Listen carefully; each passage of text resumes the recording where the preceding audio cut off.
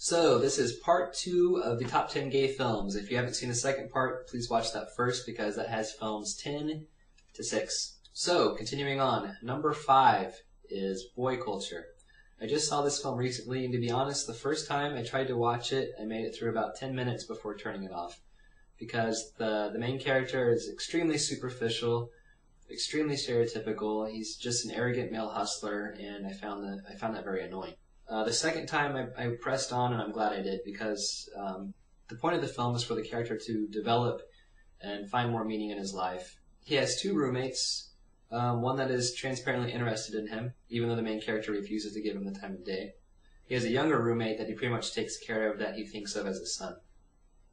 One of my favorite things I like about this story is that it has absolutely nothing to do with coming out, which is very refreshing. Instead, it focuses on the relationships between the men. And another really great thing is at least one of the actors is openly gay, which is unfortunately something very rare in gay film.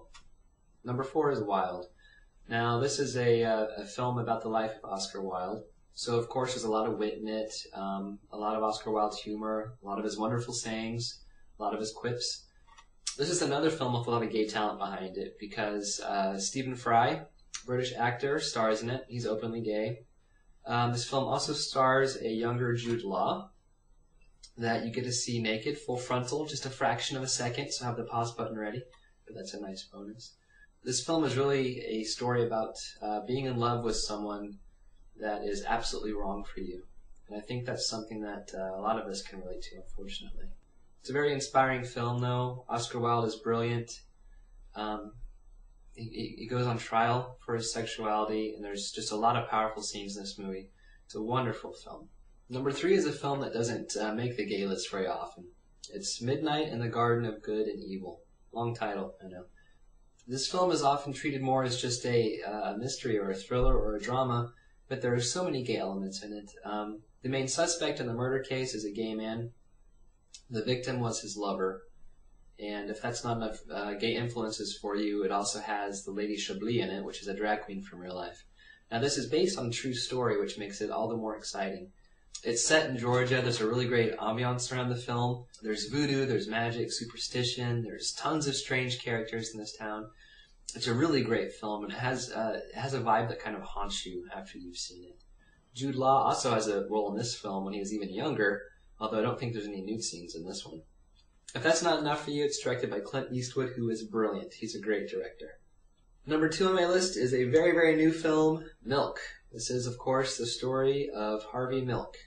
And I bet a lot of you have seen this, and if you haven't, you definitely have to. I always felt like the gay society was missing a role model. Someone like Martin Luther King. Someone that stood up for us, someone that rallied us, someone that made a difference. I was sadly ignorant about Harvey Milk's existence until I saw this movie. Super inspiring film. A brilliant film. The story of Harvey Milk is something we can all really be proud of. It's something we all need to know about. And this film does a really good job of conveying his message and teaching us about his life while making it very interesting and enjoyable experience. So definitely, maybe this should have been number 1. It's a tough call. Definitely check it out. Really important that we all know about it. Milk. Number 1 is Shelter. This is also a fairly new film. There are so many things I love about this film. It's just very original. It does have a lot to do with coming out. But aside from that, the dynamics of the characters and their backgrounds is very different. One of the main characters is mostly concerned with his family life because he has to take care of his nephew. There's no one else that really looks out for the child, so the burden is really on his shoulders. He feels really trapped in the small town that he lives in, and the circumstances that he's stuck in, because he knows if he leaves that no one will care for this child. The other main character had found his freedom already and moved to California and set up a life.